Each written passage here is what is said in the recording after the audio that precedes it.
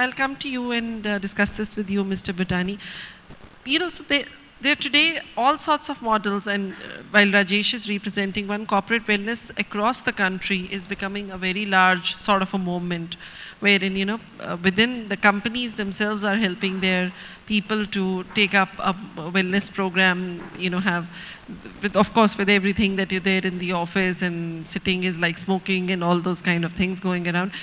How can today a beauty center or a wellness center or an aesthetic center be more? I mean, if I was a customer and I was to go to an aesthetic center, my two worries would be, who is the doctor who's going to treat me and what machine are they going to use?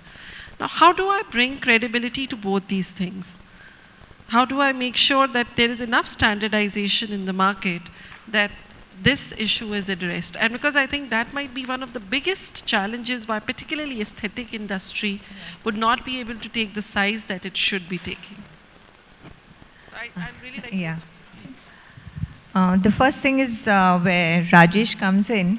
I was just wondering if, because we all have aches and pains, there's not a single person in this room who says that they don't have stress. So if you're having mobile spas and all that, I think the productivity of the company would increase. So that could be, you could be putting that as one of the important pointers, because that is really, and where our clinics, how we are going to scale and how we are going to be sure that we'll be able to give the same kind of services across. That's what you're asking? Yeah. So I mean, in the larger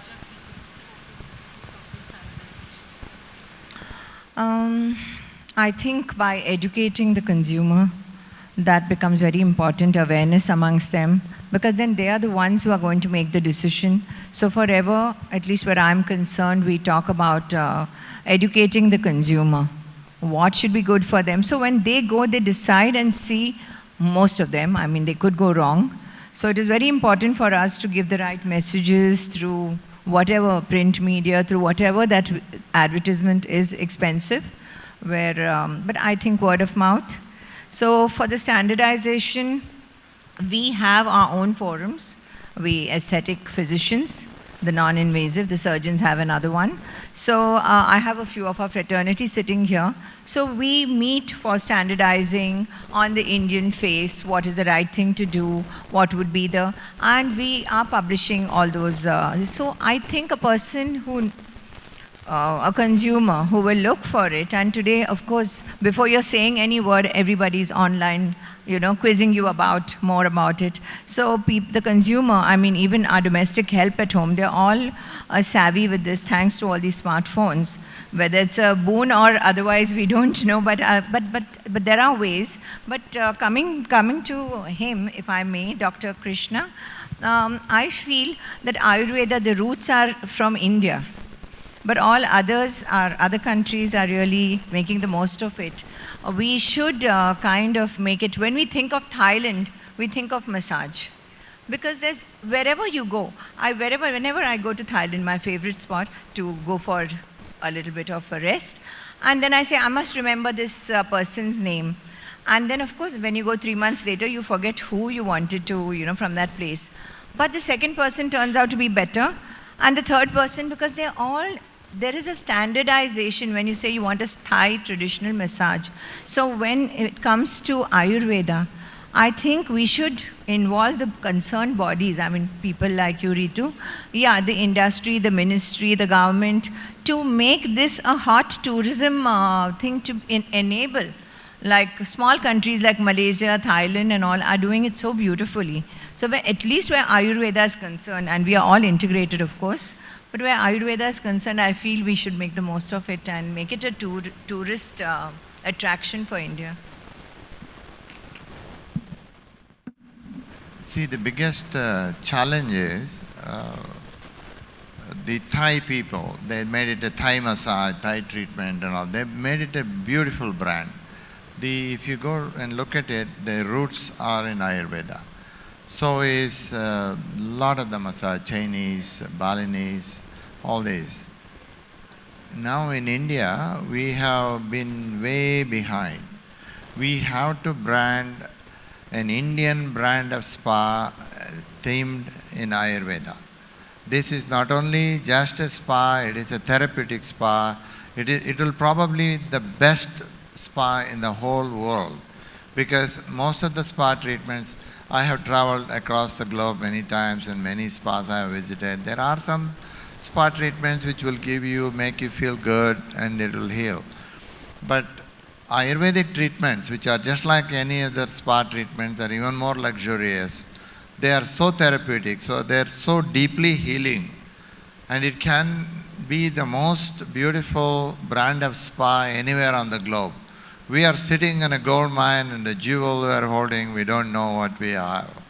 Really, this is our duty, we should do it.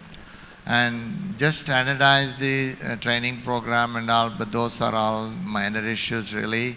The difficulties we are having right now in the recruitment, retention and the attrition problem, taking the service to the people, all this can be addressed, because these are all problems almost any industry faces. But designing and bringing a brand name of Ayurveda as a spa brand is the most beautiful thing to do for India.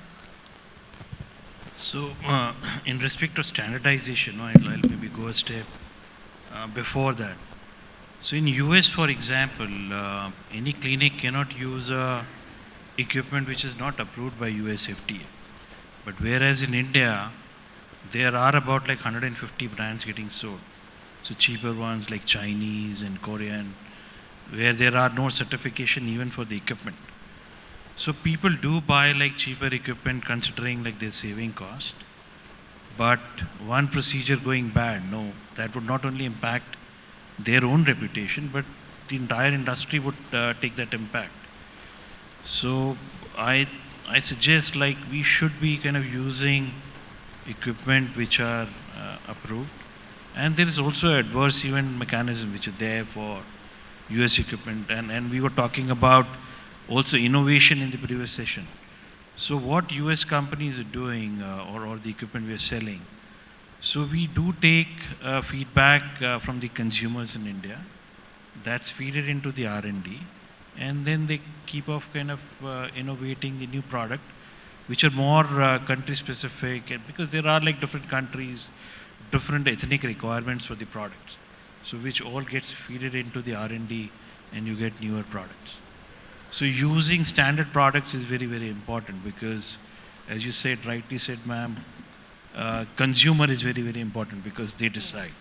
So small impact can maybe even hurt the industry.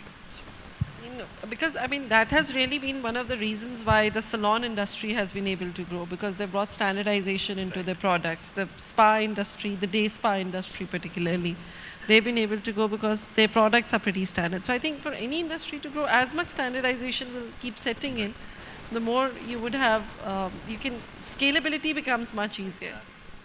So even in our case, we have a premium product called Thermage, and Dr. Jamuna Pai is one of the users. But people are now getting like duplicate Chinese Thermage. So in order to counter that, we have started issuing certificates to the clinics who have the original Thermage. And we would be coming out with a website which lists all the people and the clinics who have the original equipment.